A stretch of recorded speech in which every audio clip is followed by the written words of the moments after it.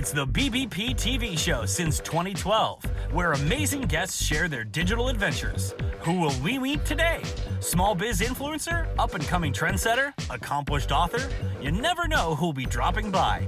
And now, here's your host, Elaine Lindsay, the bionic glamourpreneur with Truel Social Media, who's the second most curious person on the planet. Today's guest, to me, is quite special. Robin Blackburn McBride is the author of both fiction and nonfiction. She's a coach in personal transformation.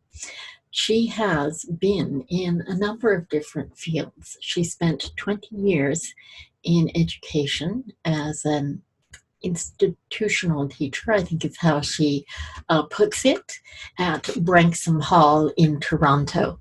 Now, as a transformational coach, she helps individuals discover their true purpose and design and live their lives in harmony with it. She is very much into vision and creativity, and as she was a passionate teacher and creativity expert, her books actually relate to that. Her self-help book, Birdlight, Freeing Your Authentic Creativity, became an Amazon bestseller in 2016. It's since been released as both a paperback and as an audio book. Her volume of poetry, which is called In Green, came out in 2002, and it was put out by Guernica Press. Her latest novel, which is her debut novel, Shining Fragments, was recognized by the Historical Novel Society in North America as an editor's choice book. Robin's currently at work on a sequel. In her service as an author, coach, and guide, Robin regards dreams as portals to the soul. And it's that we're going to explore today.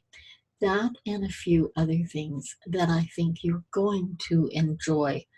Robin is an incredible storyteller, fabulous teacher, and an incredibly creative and passionate person.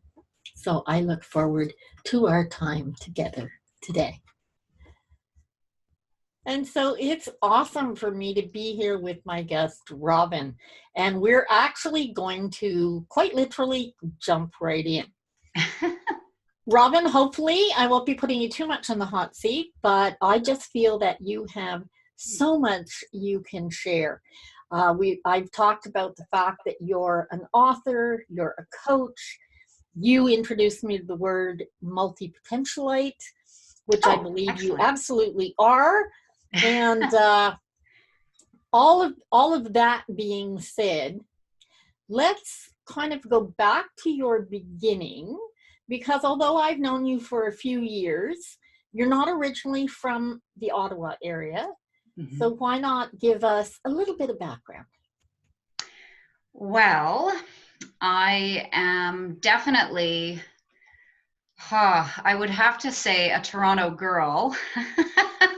That is where I hail from. I mean, yeah, I lived in Toronto. Yes, I know that you and I are both from that neck of the woods.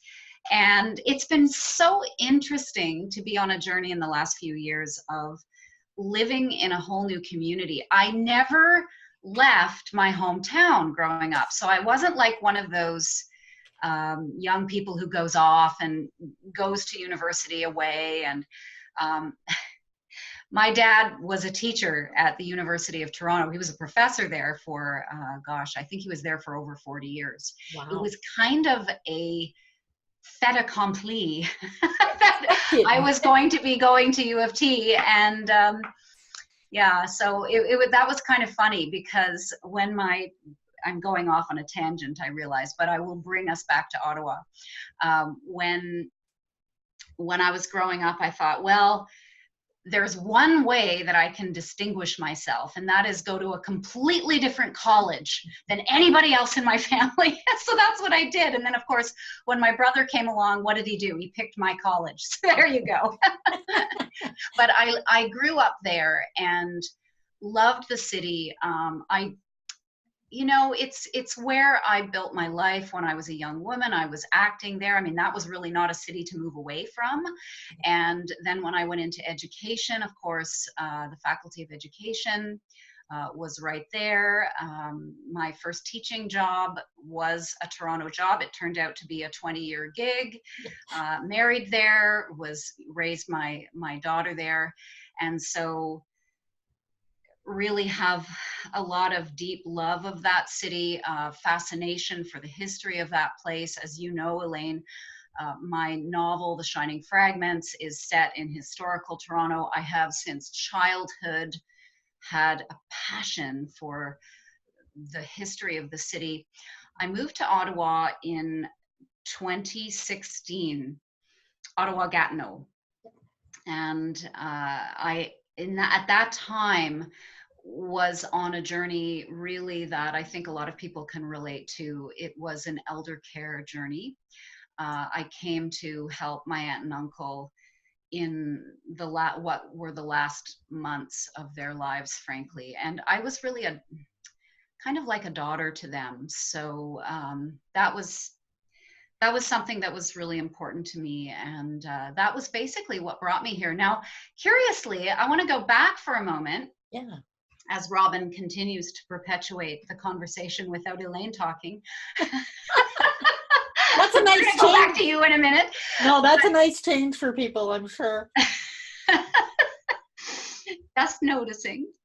It's funny because when I was a kid, you know, had I not been accepted at U of T for whatever reason, my number 2 was Carleton. Oh, wow. Yeah, I loved Ottawa. I used to visit my uncle when I was a little girl. I used to come and visit my aunt and uncle as a teenager. And I don't know, for some reason I found, you're going to laugh at this, but I found Ottawa really exotic. Really, really, I could be my wild, free self in Ottawa for some reason. I think a lot of it had to do with my aunt, who really encouraged that in me when I came here and kind of spoiled me rotten. So living here is a pleasure. And it's funny because way back, I guess I must have known intuitively that my path would take me here. And increasingly, what am I doing? I'm falling in love with the history of Ottawa. I'm spending my days, you know, I'm researching my next novel, and I'm spending my days in the museums. This is just an amazing center in our country for culture. So I'm a very happy camper.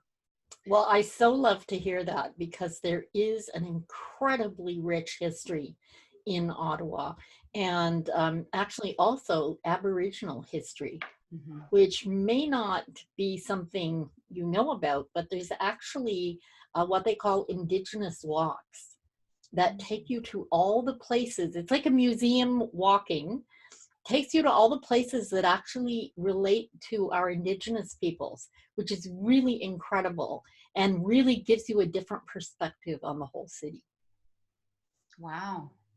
That will definitely be on my list for 2020. That is definitely, you've given me something to add to my growing list of things that I am doing in 2020 for sure. Yeah. Yeah, I think it'll really suit you. You'll really grow with that. And I love the fact that you do love the history, and it's not just Toronto. I think history is a big passion of yours. Oh. And I want to get into the fact that The Shining Fragments is actually about a young boy who comes from Ireland. And in fact, you went to Ireland while writing this book. Yes, I did. And we're going back, you know, we're going back to the first time I went to, well, now Northern Ireland. The book begins in 1882, so it was Ireland.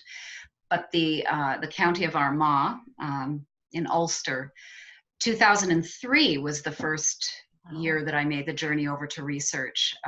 That was, you know, I often share this in talks, that it was just this, probably the most profound experience of synchronicities that I had yet experienced. Mm-hmm. I mean, I have had those experiences since, but this was a really strangely perfect series of events that lined up and, you know, came together, culminating in me going over there, spending a couple of weeks there, staying at one point with the former curator of the Armagh County Museum, which was so perfect.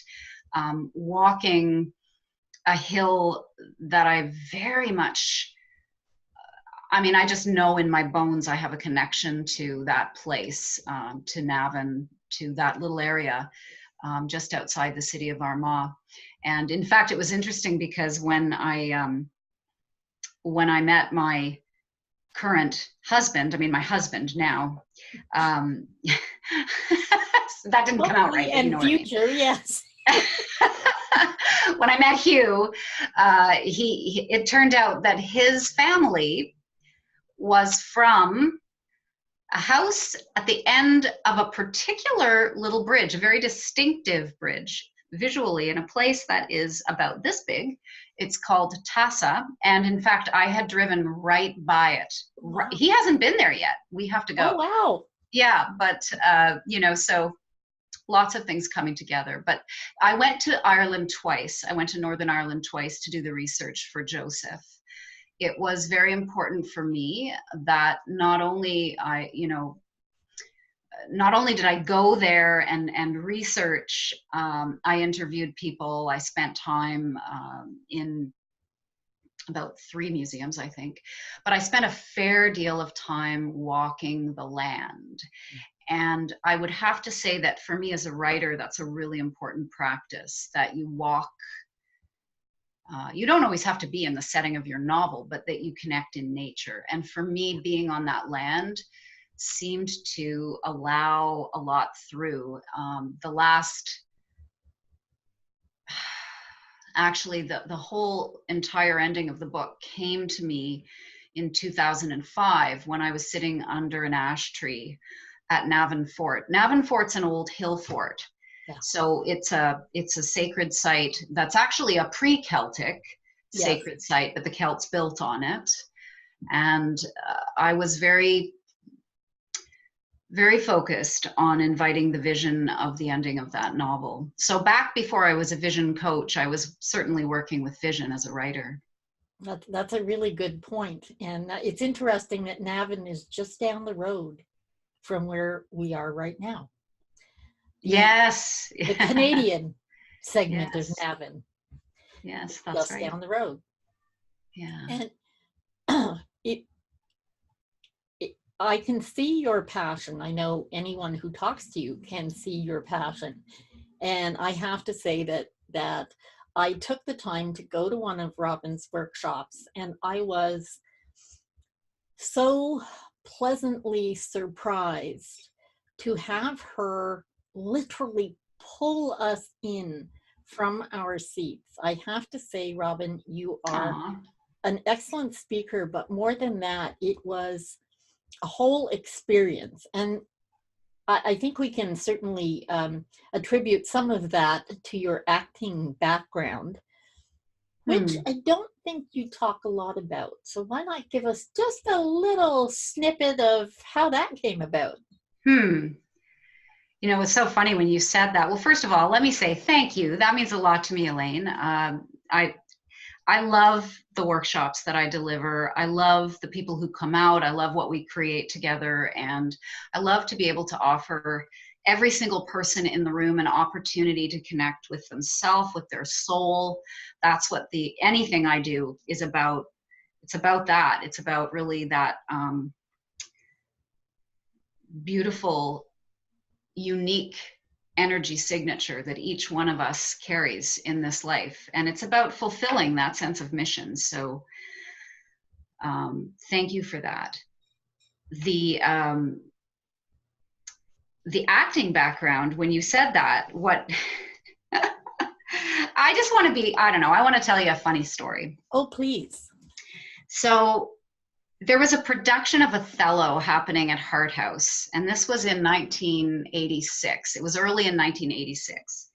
And I had, as an undergraduate, I'd had the, I don't know what you want to call it, good fortune. When I think about my early techniques of auditioning, I wouldn't be writing a book recommending some of the techniques I used. I actually probably could write a book on that. One of the techniques led to my first marriage. Well, there you go. That's a story for another time. And yet another book. Yes.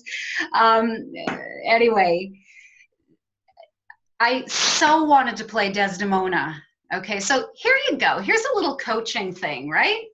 So what did I do? The wonderful director, I mean, God bless him, he was 10 years older than I was. These guys, most of the people doing these shows, they were already all in their 30s and some of them even in their 40s, and I was about 21.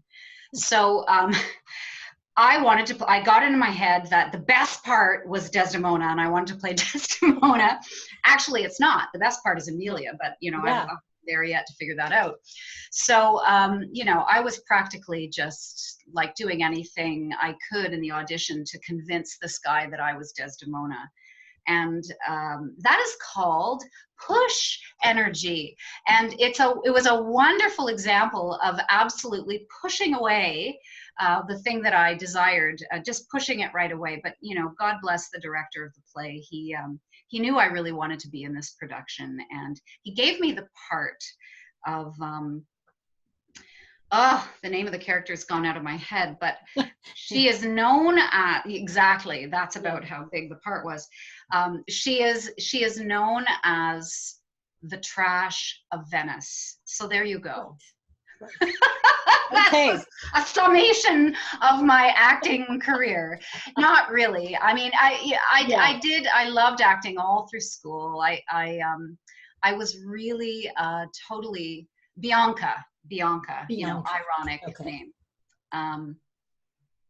I loved it. I had my heart set on being an actress in Canada. I never visualized myself being in Los Angeles or New York, ever. It was always about the Canadian stage. It was about theater.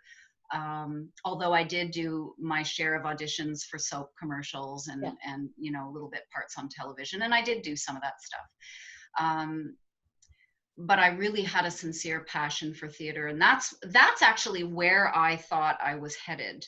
And in fact, people around me in school would have said that about me as well, because I was very driven. I did tend to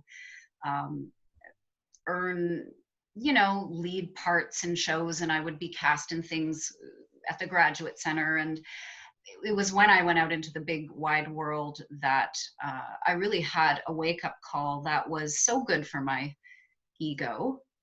You know, I had to figure out, did I really want this? Mm-hmm. And fortunately or unfortunately, I was the kind of person who, even in my early 20s, you know, I wanted to play all the parts. Give me Lear. You know, like just like I can do it, and that's a little bit of the ego, right? Right, like I'll do it. And of course, no. What am I getting cast for? I'm getting cast for the ingenues, but you know, that was fine. I was happy with those, but ultimately, for me, it ended up not aligning with my core values, actually. I think, and that is not to say that acting is in any way a negative choice for somebody who is totally aligned for it. But what I learned the hard and painful way at that age was that I really wanted more control over my own creative process. And so to be told at 22 by someone, you know, this is what you're going to do, and this is not what you're going to do. And it felt a lot like I was compromising. It felt like what I was being offered was a compromise to begin with. And then if I was lucky enough, I got it, kind of thing. And I think what was happening was the writer in me was stepping forward and saying, you know what, honey, when you write the book, you play all the parts. Ooh. And that, well, yeah, it sounds really good. I mean, now at this vantage point, it sounds like I've got it all figured out. No, it was really scary and because I mean, you're talking with somebody who began writing in closets, literally. I knew as a kid I wanted to be a writer. I was pretty prolific, but when I got into my 20s, when I was married, when I had this little baby who I was raising, and then went into education for all kinds of really good practical reasons, what happened was I was always doing that little Virginia Woolf thing, right? Not so little. Finding a little place in the apartment, wherever we were living, a place that could be mine. And literally, we lived in a co-op apartment building in those days on Ontario Street in Toronto. Ah, yes. And we lived in 3 different units at the Hugh Garner Co-op. And one of the things this co-op was amazing for was storage closets. So, hey, I mean, I converted a couple of storage closets into an office. And even though it was, you know, pretty much hard to breathe, I did start to write in those little closets. And that was a really important phase because I didn't know what I was writing. I didn't know how I was ever going to be a writer. I knew that it wasn't going to be acting. I knew that it was morphing into this other thing, but so much remained to be seen. It wouldn't be until a little bit past that phase where I really leaned in and took it seriously, took myself seriously. I think it's very easy as a young woman. So, I mean, I'm being playful with you in this conversation and having fun looking back, because why not? I mean, we have to have a sense of humor about everything. Oh, yeah. Right? But I remember Margaret Atwood. I was reading something by Margaret Atwood once, and she said the most difficult period for a woman is the 20s. Yeah. I don't know. Was it like that for you, Elaine? Did you find your 20s challenging? I did, for very different reasons. Yeah. But I missed most of my 20s. Yeah. Yeah. Which in itself is pretty challenging. Right.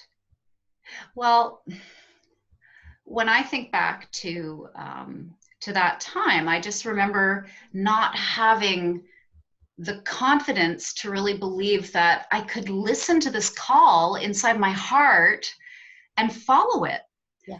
It was like I could do just about anything but. Yeah. And it took years of work to actually recognize that, you know what, kid, the thing that you thought you were going to be when you were 8, guess what? You really are that. That really is your calling, or part of your calling. Yes. And so learning to trust that, and it isn't just trusting it, it's learning to put structures underneath it so that there's a system for the energy to pour through productively. And it really wasn't until working on my second book that I really began to pull together systems. My first book was a book of poetry, and poetry is interesting because usually the period of time that you take on a poem is, you know, it's not on the same scale as what you would take to write a novel, a short story or a novel, certainly. And so I could, in that phase, cobble together poems and bring out a volume of poetry. I feel very fortunate that I did that. That was quite a while ago, in 2002, right? Yeah, yeah. But this is a different, when you're writing extended pieces, it's a whole different foundation that you need. Oh, absolutely. But it's almost like that was you trying the water. Yeah. Just getting in, getting wet and realizing that you could basically swim is what it amounts to. Mm-hmm. Yes. And realizing that regardless of the productivity, regardless of the current results, that you become the person in your vision before the vision is fully manifest. That's a really important piece of it. And so a few minutes ago, I mentioned walks when I was in Ireland. When I came back to Toronto, I just walked that city. I walked that city. I walked the ravines. I walked the Don Valley. I walked Cedar Vale Ravine countless times. I walked every neighborhood I lived in with that book. I would drive to High Park and I would get out and I would walk the park. I would walk the paths of the characters, walk the beach. It was really important to, in fact, again, I want to say, before I became a vision coach, I mean, this was when I was teaching school institutionally, I would say, I'm going for a vision walk. Yeah. And I would take a walk with a journal and I would just I would take the pressure off myself to write anything. And I would just say, I'm just going to allow in, what's the next chapter? Just show me the next chapter. And I'd go down into the valley and, you know, I would know when the bench was coming and I'd have a chance to sit with my journal, and it worked.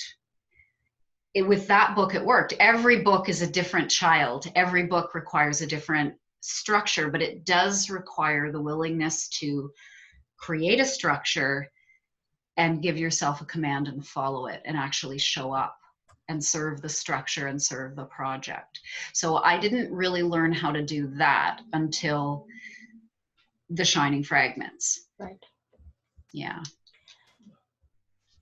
Do you think that your teaching background, you know, creating structure and teaching the young how to do that, had a part in making it maybe a little easier for you to create that structure when you were writing? That's a really interesting question. I've never thought of, I think teaching trained me for so many things. And I want to clarify that you're talking about, you know, being an institutional teacher. Yes, absolutely. I'm so inspired by Marianne Williamson, and I love her whole take on teachers. You know, we're all teaching each other. Yes, right? Absolutely. So every one of us is a teacher. So yeah, but I know what you mean. You're asking about when that institutional. We've been at Branksome Hall. Yes. That time. Yes. Yes. It taught me so many things because, you know, you don't mess with that kind of position. You can't be late for work. No. So the first thing it probably taught me in my 20s when I started working there was, okay, I'm there, and I'm there when I need to be there. And then, you know, I worked there for years when I was a single parent raising my daughter. And it taught me resilience. It taught me the love of community. It taught me the value of consistency, the importance of when you say something, stand behind it. It taught me the importance of picking your battles. It taught me the importance of being inspiring, because people need to be inspired. And Absolutely. Sometimes, you know, you just make that little bit of difference in somebody's life, and you don't know the good that you've done. So I always say that for any of us, right? If that, just making that positive comment, giving that reinforcement, all of that. So if you take all of that and you turn it to yourself as a creative being and say, okay, I need it for myself as an artist. I need a community. I need inspiration. I need mentoring. I would love to have, you know, when I say I'm going to do something, I follow through. If I take all the values that have been there as I've shown up and served others, and I apply them to my project, when we're working on a project that really is ours, meaning when we're working from a deep place of calling, as I believe a great many of us do, it's important to recognize that that vision that we have is ours to serve. It's no different from a child who walks into your classroom or a teenager who walks into your classroom. It's yours to serve. And that's how seriously you have to take it. That's how seriously you have to take the service to the vision. And as you come back again and again, you see, when I told you that story of me at, I don't know, I forget how old I was, 20 or 21. And there I was, you know, I wanted Desdemona, give me Desdemona. It's what a ridiculous part to fight for is what I say at this point in my life. Yeah. I would never want to play that part. But anyway, it doesn't matter. That was all about ego. That was all about, you know, give me the limelight, give me the part where I get to be on the stage and I get to be all in or the nothing. action. Yeah. And that part of me, you know, it's always fun to have those moments in performance where, you know, we're enjoying it. But what I've had to learn over many years is that we do our best work creatively when it's not about serving the ego at all. It's about serving what's seeking to emerge. And the longer I live, the more convinced I am that the right way to go with writing is simply to see the books in print. Yes, there are people who can help spread the word, yes, but get it into print, get it into people's hands. It's about the project. And when I remove myself, and that's one of the ways that those walks can really serve, is because when we're in nature, when we're walking with the rhythms of nature, we lose ourselves. We lose all of that pressure that we would otherwise be putting on ourselves. And we're just there, showing up, one with Mother Earth. And the ideas start to drop in. You put them down, you serve them, you get out of the way.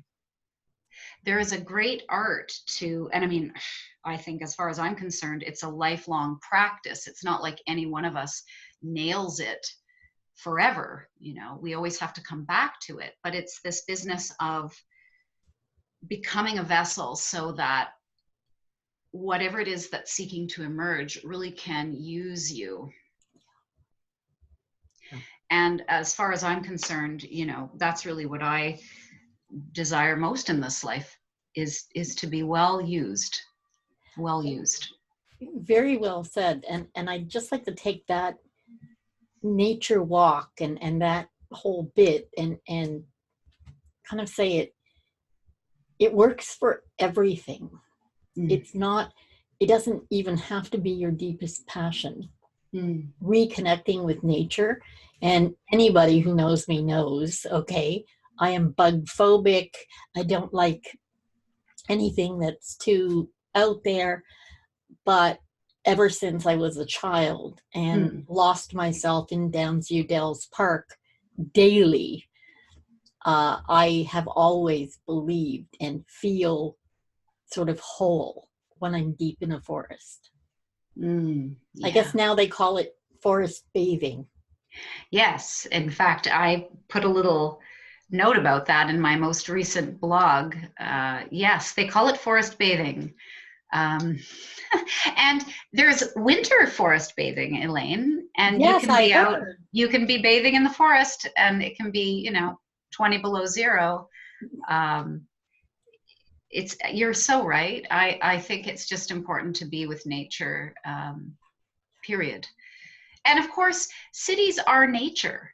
Yeah. You know, and this is something that I, as somebody who's come from a large city and is still living in a sizable community here for sure, we have whole ecosystems here. God.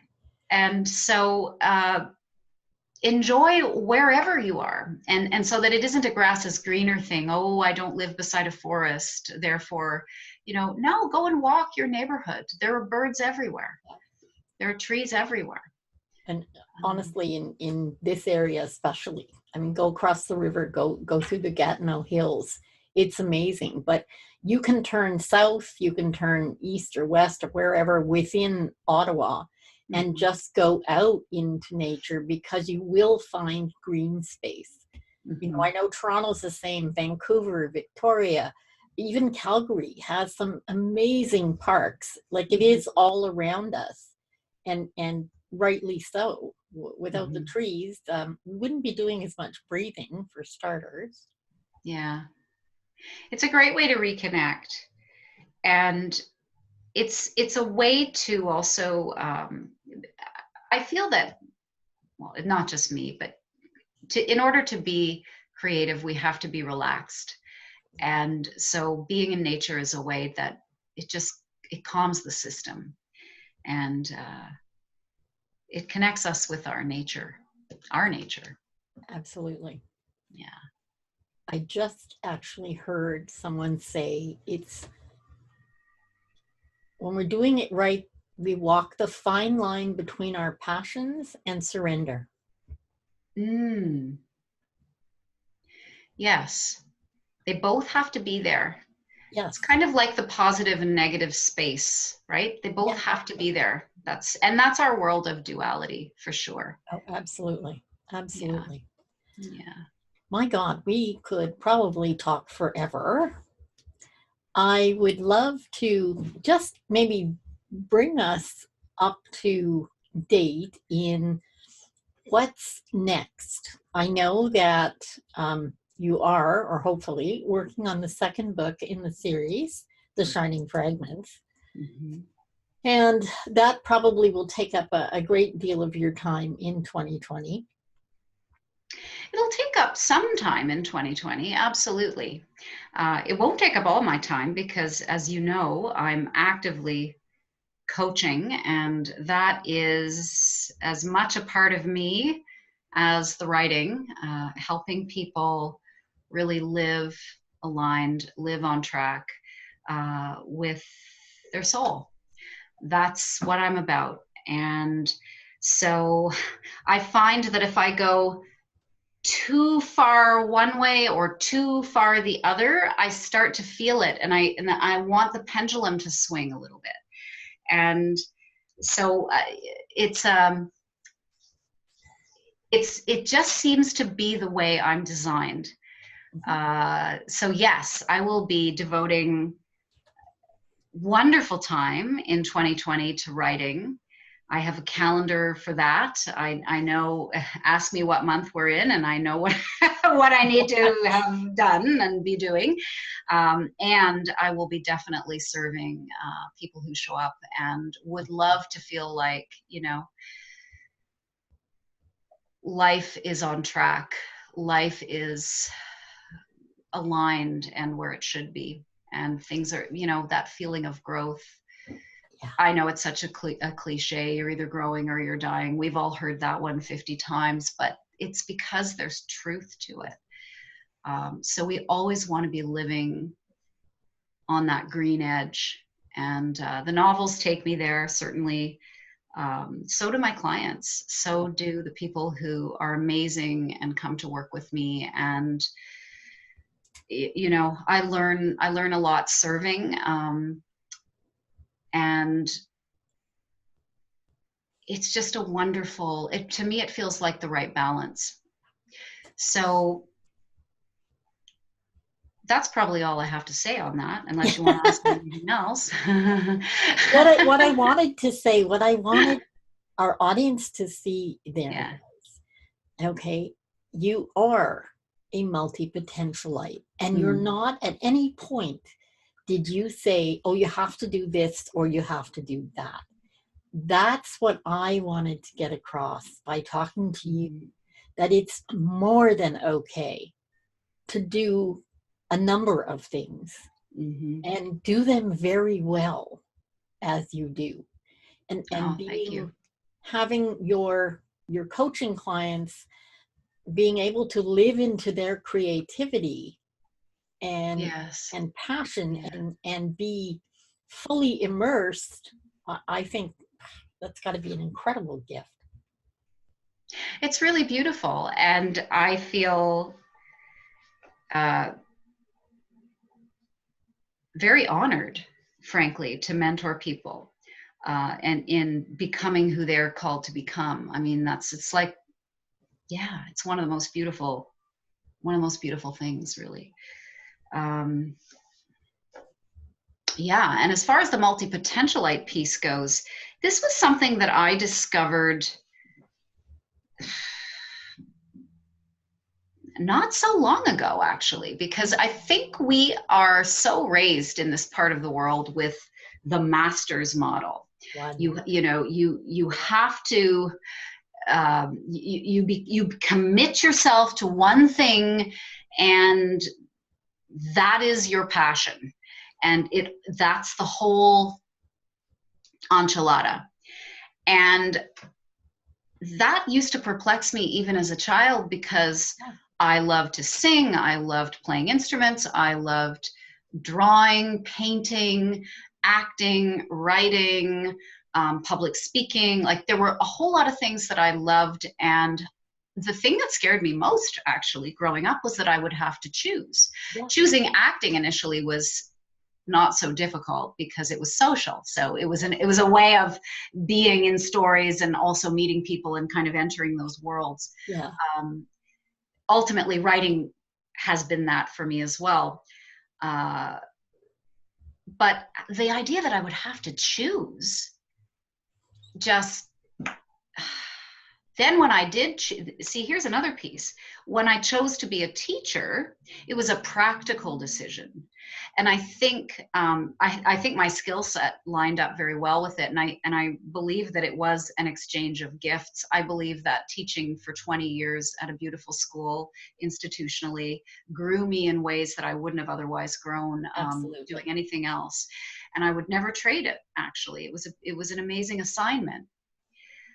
And yet, when I first went into it, it was almost like a period of mourning, because in my psyche, I thought, that's it. I've given up all my other options because all my eggs have to be in this basket.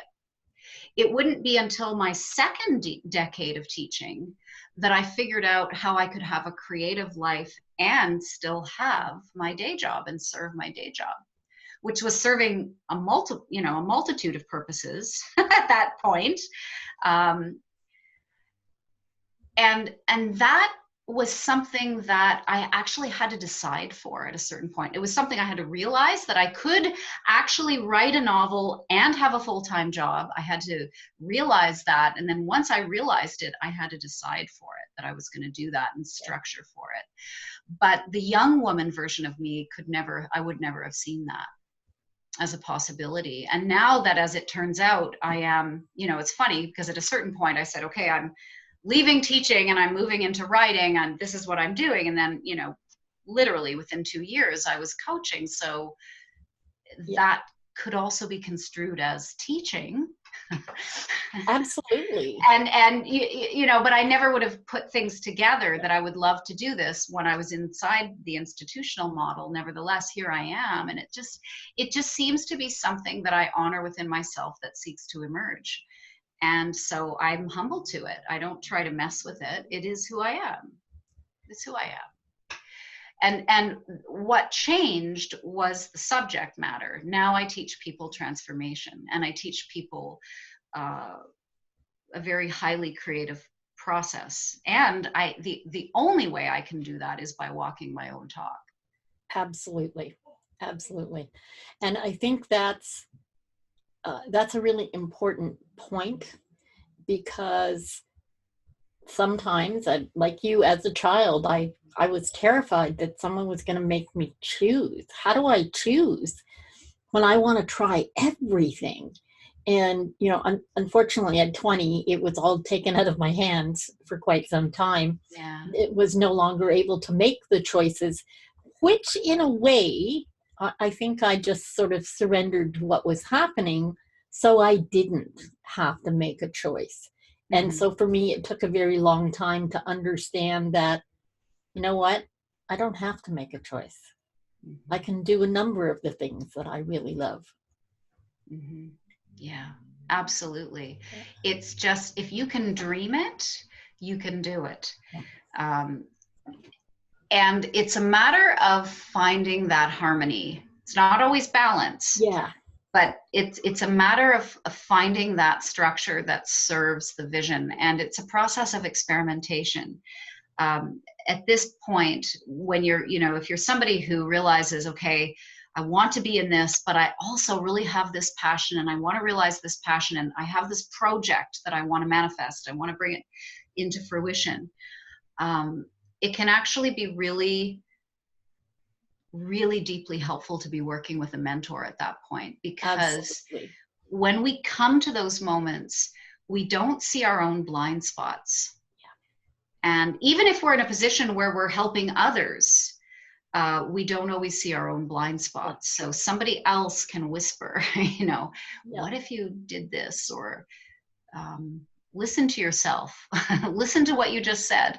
You know, it's very, very beneficial. So as I create, as a writer, as I coach others in creating whatever that form of creation is, it doesn't have to be artistic creation. I am always, in some shape or form, I'm always on the receiving end of some kind of coaching myself. It's just the way it works. Oh, absolutely. I totally agree with you. Coaches and mentors are critical to making sure that you are serving well and serving your passion well.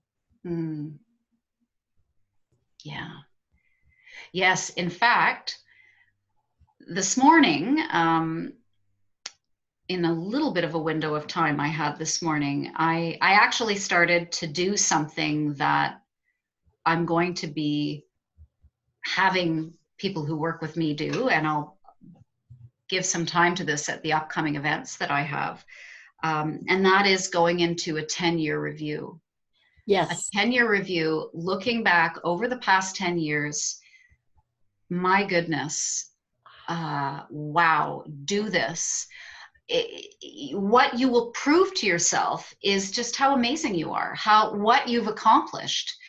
We often, you know, Steve Jobs famously said, we connect the dots looking backwards, right? But we don't see them looking ahead. Well, we want to be able to see that 10-year journey and celebrate the wins of that journey, and also get really curious about what didn't go that well in that journey, in order to really highlight the learning. You know, what are the things that I'm still most energized about that I've done in the past decade? What are the things that, you know, were just completely brand new and blew me away? Where did I have my steepest learning curve?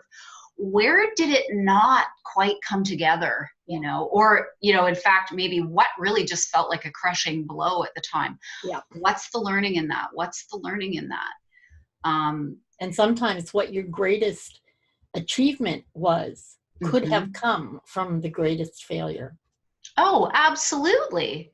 Oh, yeah. Sometimes those so-called failures, you know, we talk about turning stumbling blocks into stepping stones. Yeah. It's a handy image, you know, it's pretty much a common image, but it's a truthful one, that you can take any content.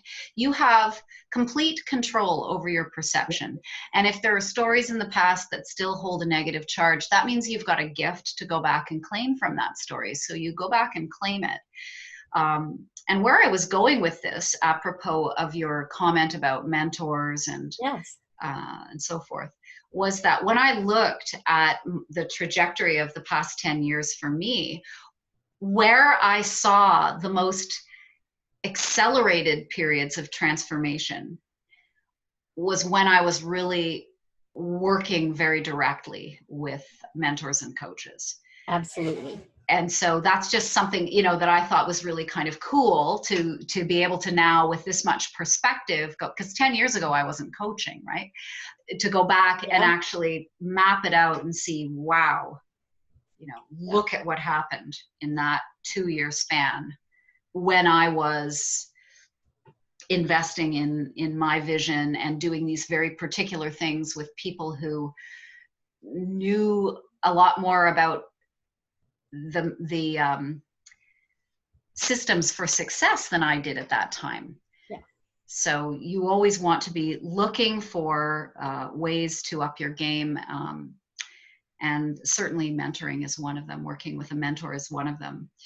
Reading, feeding your soul, listening. What I did was I made this extensive list, and I put it in the same categories that I use in my vision workshops. I had vocation or career, time and money freedom, relationships, health, and with health, full spectrum health, physical, mental, emotional, and spiritual. And I just started in each of those buckets, going through the last 10 years and writing things out. And then when I had all of the buckets as full as I drew the line at a certain point, then I went with a highlighting pen and I went back to the points that still have electricity for me when I think about, wow, that happened, that really happened. And I put my green highlighter through those ones. When I was doing this, naturally what arose in me was a desire to set goals. Yes. For where the next level will be. And I went with a yellow highlighter and I went into those areas with a yellow highlighter and just marked, this is where I feel like this is my next level. This is where I want to go in the next 10 years. How much overlap was there between? In what sense? What do you mean? I mean, you said, the green and the yellow? Yeah. That's interesting. Jazzes you and where you're going now. In some respects, there would be, in some particular areas, there would be overlap, for sure. And in others not, because what you will notice when you go into and do your 10 years is you'll find that certain areas of life, there was a nice steady burn, right? I maintained this, or there was this. Yeah. And actually that's a really good thing to be aware of. Where has there been a bit of a plateau over the last several years? Because sometimes that's where your yellow naturally comes up. Always the question is, what would I love, right? What would I love in that domain? What would I love? Such a good point. Yeah. But I do think that where you find most of your green or your, the electricity, you're still going to want to grow in those areas, because that's really your soul lighting up on the board talking to you. Absolutely. And that's really what I was getting at. I was hoping you would say there were some areas where they did intersect, which is great. The other really important thing, I think, I started mine yesterday. Oh, good. 10 years, yeah. But because it's the end of a decade, yes, it's even more important. People can look back 10 years whenever they want, but the fact is we've come to the end of the teens, the 20 teens, and going forward in this new decade. It's a really great chance to, somewhat like the phoenix, come out of the ashes, take it all, take what you need, burn the rest. And, that's right. That's right. More fatalist, I think. And what we tend to do, I find what most people tend to do is set the goals too close and too small. And so that would be something that I would encourage any of us to do, is to really go into the heart and say, well, what would I really love? Sometimes a great exercise is to do a bucket list of 50 things. What are 50 things that I would love to experience in this lifetime? Until I lay my head down on the pillow for the last time. What are the 50 things? And that actually can be a fair bit of work to devote the time and really allow those ideas down. And then once you've got that list, well, what would I love to have done 10 years from now? When I think about the age I'm going to be 10 years from now, those of us who have children, where they're going to be, your grandchildren, your community, whatever stage any of us is at 10 years from now, we want to think, truly, what would I love to have already have accomplished? Absolutely. And then, of course, it becomes reverse engineering, right? Yeah. And you know what I mean by that, right? With the calendar, it becomes reverse engineering. Absolutely. Yeah. Absolutely. I think maybe what we'll do is take a few minutes and you can explain to our audience exactly what you mean by the reverse engineering, because I think some people probably already know, but just in case. Yeah. Well, reverse engineering, what I mean by that term in this context is that we begin with the end in mind. And so if I have a vision of myself in December of 2029, I know what stage I'm at. I know, I mean, in terms of my age and so forth. And I write up my vision. You know, this is my life. This is my life, my 10 years from now life.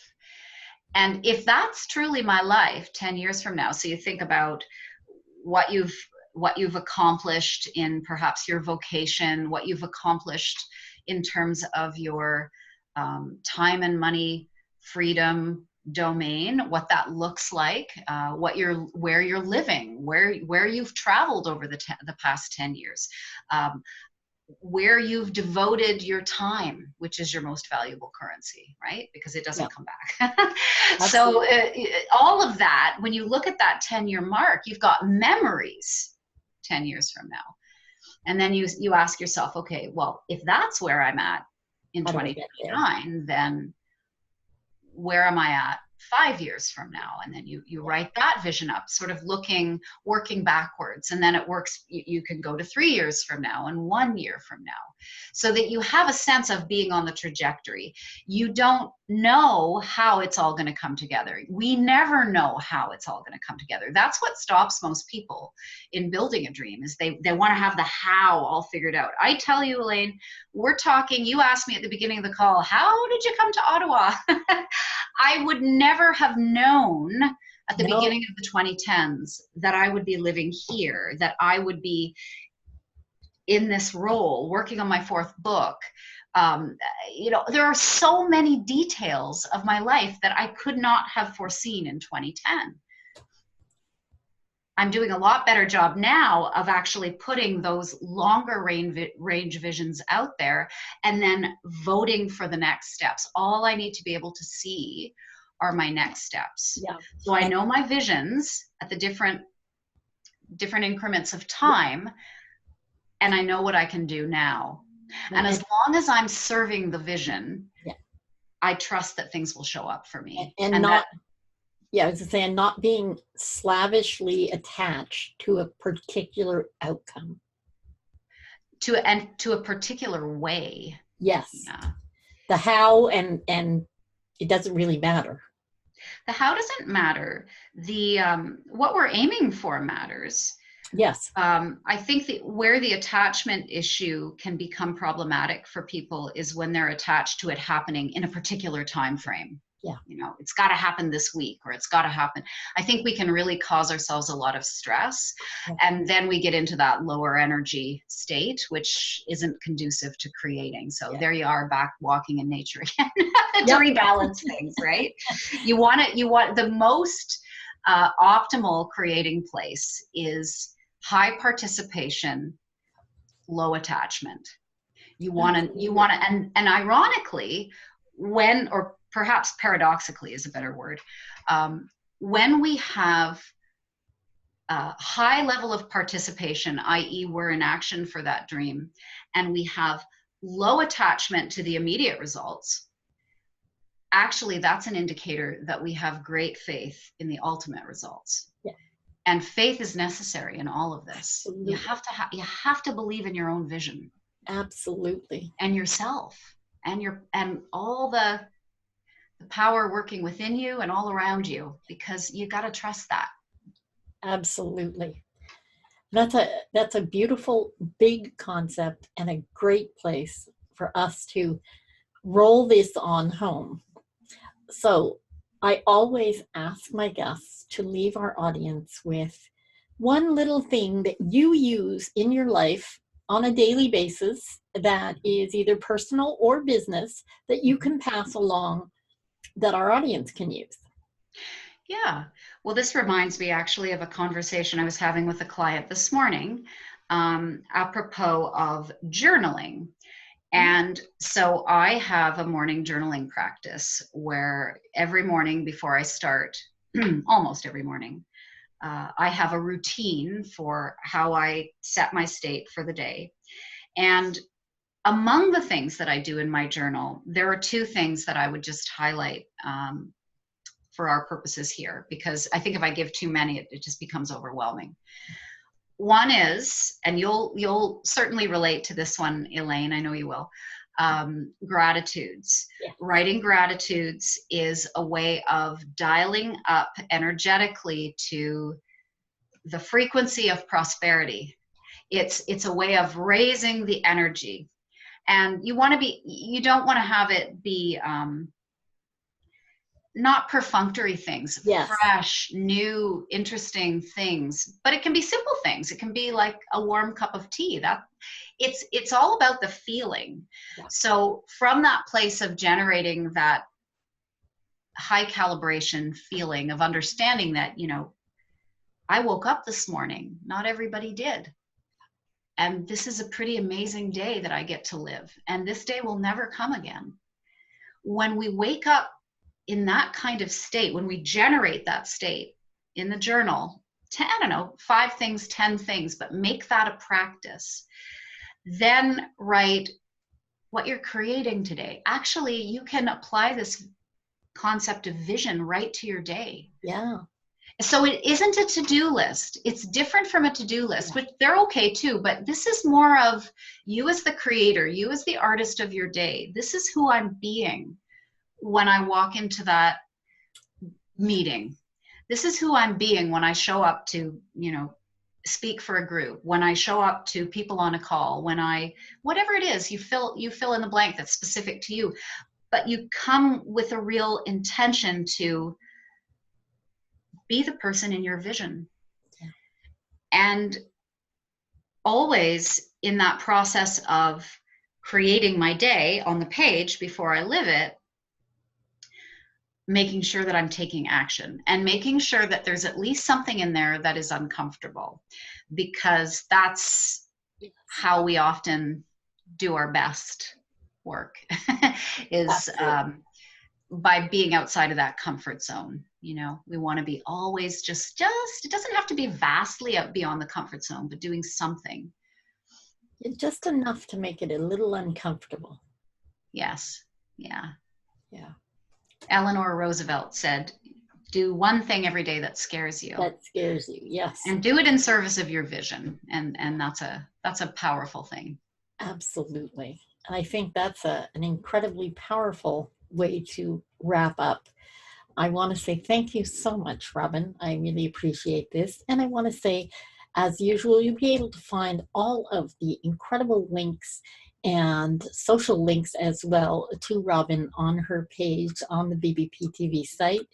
And I will see you next time we're together. Elaine Lindsay and my guest, Robin Blackburn McBride. Thank you, Elaine. Day amazing.